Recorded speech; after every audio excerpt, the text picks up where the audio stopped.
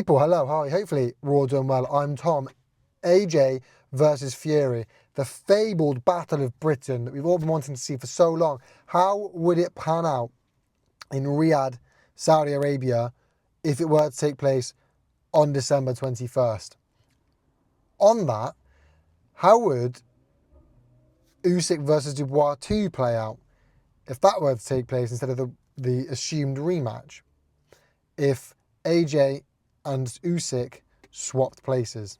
The question really is AJ ready after the Dubois performance to take on the Gypsy King? Is he ready?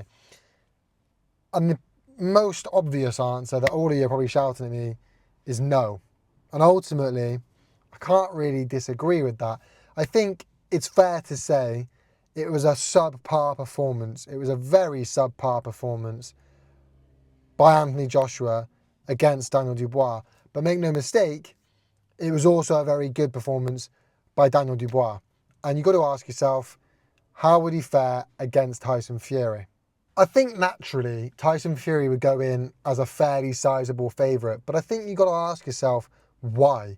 I mean, he's fought an old Derek Chisora, a scared Dillian White, went life and death with a Francis Ngannou before losing to Alexander Usyk. And you look at that and you go, look, most people would fancy AJ to beat Derek Chisora. A much more youthful Anthony Joshua knocked out a much more youthful Dillian White that wasn't scared and actually was very game. A much more modern day AJ knocked out a Francis Ngannou, and AJ also lost to Alexander Usyk. And you look at some other common opponents like Otto Valiant, and you've got to go, actually, why? Why is it that AJ loses to Dubois on what most people considered to be his best form, and now suddenly he should retire, whilst Tyson Fury goes on that run that I've just listed, loses to Usyk, and is still considered the second best, well, widely considered the second best heavyweight on the planet. Now, no disrespect intended. I mean, I'm not trying to throw shade at Tyson Fury here. I'm just simply saying, why is it that Tyson Fury can go on this run of performances? Tyson Fury can, again, go life and death with Ngannou and all this, that and the other. No one's calling for his retirement, but for whatever reason, when AJ loses against who is clearly a very good, on-form Daniel Dubois, people start calling for his retirement. It doesn't really make sense to me. I think people were saying they wanted to see the AJ Usyk 3. People were saying they wanted to see AJ versus Fury. AJ's right back in the mix. AJ would beat any heavyweight currently, on the form he was on. Suddenly he loses and now he should retire. But then Tyson Fury can fight those people, and then no one cares. Do you know what I'm trying to say? I think actually this question is a valid question. I think, is AJ ready for Dubois? Mentally, that's not for me to say. I'm not going to pretend to be a psychologist and know what's going on in AJ's head. What I am going to say is that I think in terms of ability, we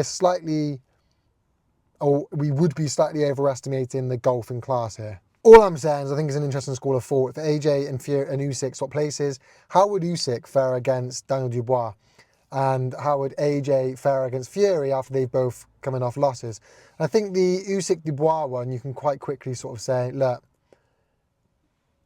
I rate Dubois, but I really rate Usyk, and I don't actually think too much will have changed since the last time they fought. I don't really think too much has. I think he clipped AJ, with a very, very, very good punch, and obviously deserved the win on the night. But doing that to Usyk's a different job altogether. Everyone goes in there trying to do that, and if AJ, Fury, and a number of other fighters haven't been able to, I don't think Dubois will be. And we've seen it before. I think Usyk's just gonna beat him, even though Dubois is on form. Dubois is older, more mature, and then Usyk's a lot older and nearing retirement, right? And like I say, the mental side of things with the whole Fury AJ kind of losses, I just think it's an interesting school of thought. Now with AJ and Fury, Fury's a very different fighter to Dubois, so I think it would be a very, very different fight to the Dubois fight. And I could see it going both ways. And ultimately, whilst it's fun to think about, I think no matter which way you spin it, it doesn't matter, because it's a fight we should have seen a very long time ago, which we've unfortunately not had the privilege of being able to watch, not had the privilege of being able to see. And whilst it is fun to sit here and think about it and talk about what could have been and what could have happened, no matter what way you spin it, it's not a big fight as what it once was, because now they have both lost. And will we ever see it? It's up in the air at the moment, isn't it? And that's a shame. For the record, just to finish this, I'm actually somebody who's always backed AJ to beat Fury. I always have, and I think I probably always will. Bit of an AJ fanboy, I guess you could call me, but I still think AJ's got Fury's number. And of course, I think Usyk beats Dubois, despite the fact Dubois is younger and like closer to his prime, on form, full of confidence. And despite the fact that Usyk is a lot older and perhaps kind of coming to the tail end of his career, let alone prime. But you let me know your thoughts, people, in the comment section down below. Let me know where I'm right, where I'm wrong. I look forward to reading it. Make sure you leave a like, a comment, subscribe if you know how YouTube works. Peace.